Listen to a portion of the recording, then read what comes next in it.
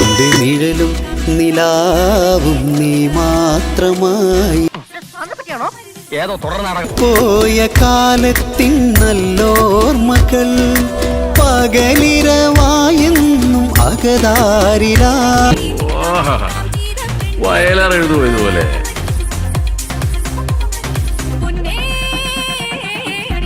നല്ല കട്ടിയാണല്ലേ.